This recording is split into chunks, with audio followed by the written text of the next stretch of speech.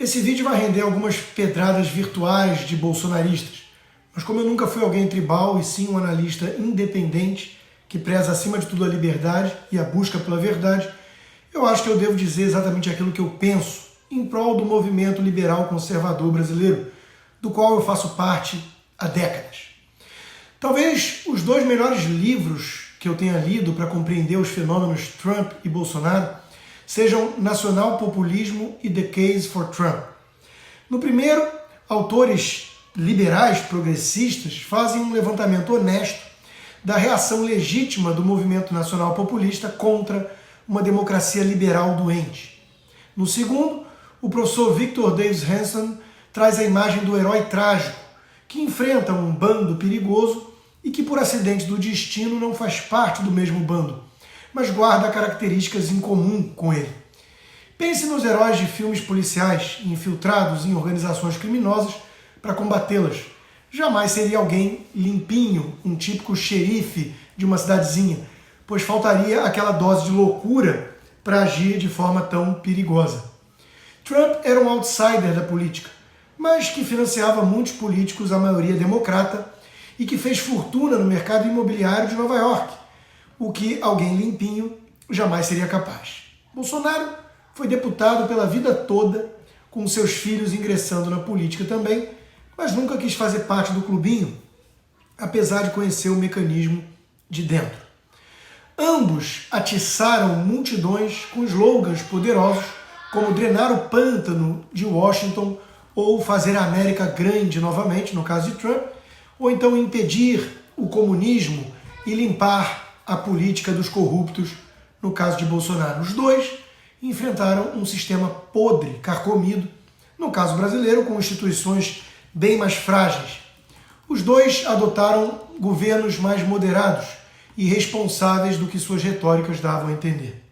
Analisar a gestão Trump por seus tweets ou a gestão Bolsonaro por suas falas intempestivas naquelas saidinhas seria um grave equívoco. Nos dois casos, em que pese uma gestão bem-sucedida em termos de resultados, o maior mérito foi ter exposto as entranhas do sistema. O uso do aparato estatal para perseguir esses estranhos no ninho escancarou um jogo sujo, a política corrupta e uma imprensa militante. Para derrotar Trump e Bolsonaro, os políticos, burocratas e jornalistas se uniram num pacto nefasto que foi notado, percebido por qualquer cidadão minimamente atento. E isso tem um fator pedagógico muito importante. Mas há o lado negativo aqui também. Foram batalhas em demasias, muitas frentes abertas ao mesmo tempo. Não era razoável esperar uma vitória contra um sistema tão poderoso assim ao longo de um mandato apenas. E claro que haveria contra-ataque, reação, um jogo pesado para regressar ao status quo ante. Foi exatamente o que aconteceu nos dois casos. Não era crível que Bolsonaro, apenas com o apoio de parcela do povo, derrotasse a cleptocracia estabelecida no Brasil contra a Globo, todos os partidos fisiológicos do Centrão, os sindicatos, a academia, a cultura pop, etc. Na prática, até houve concessões por parte do presidente, mas sua retórica alimentava um clima permanente de guerra, e isso obviamente traria consequências. Até o Winston Churchill, anticomunista convicto, associou-se a Stalin para derrotar Hitler. É preciso escolher prioridades, selecionar as batalhas mais importantes e deixar outras para depois. Entre as lições que ficam, portanto, creio que uma retórica menos inflamada e um pragmatismo maior sejam as duas mais relevantes. Em vários momentos, Bolsonaro se exasperou, certamente de forma genuína, sincera, e decretou um basta, que seguido da inação ou de gestos conciliatórios, apenas alimentou a certeza da impunidade dos seus adversários. Farejando fraqueza, eles avançaram impunemente. Nos Estados Unidos, Trump não jogou a toalha ainda e pretende voltar à Casa Branca, mas muitos republicanos preferem Ron DeSantis, o eficiente governador da Flórida.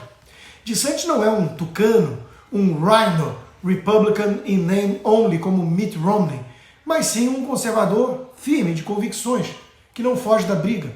Mas ele sabe escolher as brigas, e entra nelas de maneira mais inteligente também.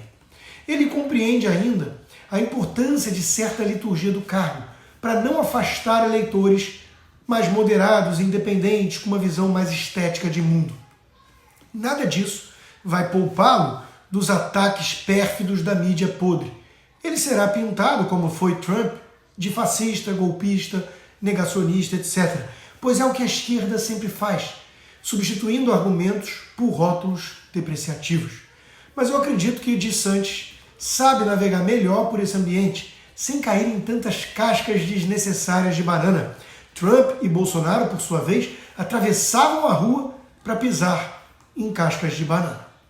O tempo dirá se eu tenho razão, mas eis a análise que eu faço até aqui. A direita precisou de figuras combativas como Trump e Bolsonaro, nossos heróis trágicos, e talvez ainda precise num futuro próximo. Mas para liderar um movimento político, terá de contar com gente mais moderada nas aparências que seja, ainda que firme nas convicções. Eu não estou falando de tucanos, que são petistas disfarçados, nem de liberais limpinhos, que não conseguem apreender a realidade como ela é.